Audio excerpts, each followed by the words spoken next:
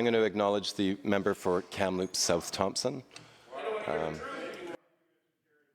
Not only is the government forbid us from actually debating decriminalization, they don't even know how to handle their own motion on the floor.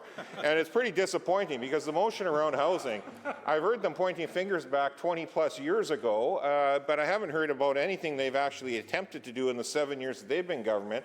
And the last speaker, I mean, we already know anti-Semitism is alive and well in the NDP and in this government, but now we hear the member right before me start to go back to bringing up anti-Asian sentiments around blaming them, anti-Asian sentiments around housing prices. That's what their leader, that's what the Premier tried doing.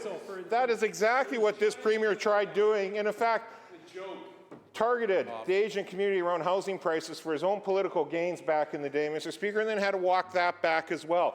And that's what this government does. Just like on Friday when the announcement from the Premier trying to make it look like he was ending his failed decriminalization policy, but it actually remains in effect. And then today, they refuse to actually have a debate or discussion around decriminalization and the impacts it's having on our communities. And the impact it's having on our communities around housing as well. Why does this government think there's so much pushback when housing starts being talked about for the hard to house when the backdrop of decrim is unfolding in front of us? And this government refuses to even talk about it. Burying the head in the sand is not actually making any improvements to communities out there. So trying to have a performative announcement on Friday that they're taking strong action on decriminalization after 15 months of pressure from BC United to actually scrap it completely, followed by a Monday motion, games being played by this government to bring back a debate. This is how bad things are happening with decrim, Mr. Speaker. This government would rather talk about their failure on the housing file for the last 7 years instead of decriminalization. Talk about poor results from a government. They'd rather talk about the highest rents in Canada, the highest housing costs in Canada, the fact they can't actually get anything built. They make a lot of announcements. They don't get anything built. I can think of all the places in Kamloops that they want to talk about freeing up government land for housing. Well, they have government land. They've been twiddling their thumbs for over 4 years in Kamloops. They haven't actually been able to get any of those sites built. Then they go and they pay 3 times assessed value for a piece of property. They let it sit through the winter, 42 housing units sitting completely empty, and guess what? The pipes freeze. The building's ruined, still no one living in it, and they were supposed to have people living in that in September of last year.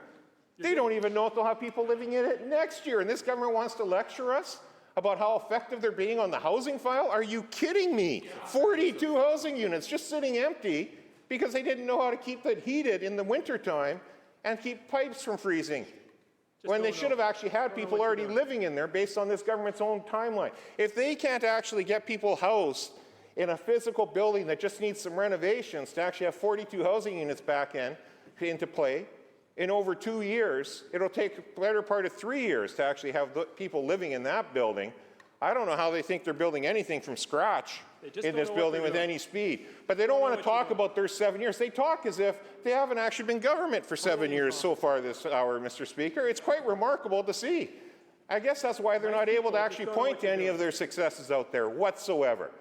And so instead of us talking about decrim today, we're filling time talking about a motion we'd already talked about in this chamber once before. And this government, you would think over the last few months that this motion was first talked about, would have at least been able to find some successes in housing that they could talk about, but they can't. So they talk about 2003, they talk about 20 years ago. We have interns in the basement that weren't even born yet when they're talking about the housing market. You know what? Those people would actually like a place to rent they could afford in today's world. They weren't looking back then for an apartment to rent. They are now. University students weren't looking for an apartment back then to rent. They are now, and they can't afford it. Exactly. They don't even know if they'll have a place to rent in the fall with the mess the government has made with the rental market these days. So our young people are leaving the province. And then, to just highlight how out of touch this government is, they don't want to talk about decrim. They don't want to talk about their own failures on the housing market. They want to talk about 20 years ago, literally. And then they proudly declare how great health services are in their community and access to treatment is in their community, as if that's a real statement. They're completely out of touch. They may want to check their email inbox, because I'm sure it's just like all of ours, and it's full with people who can't get treatment, can't get recovery, can't get health care, can't get housing they can afford, and that's all under this Premier's watch, and they need to start taking actual responsibility for their failed policies like being driven.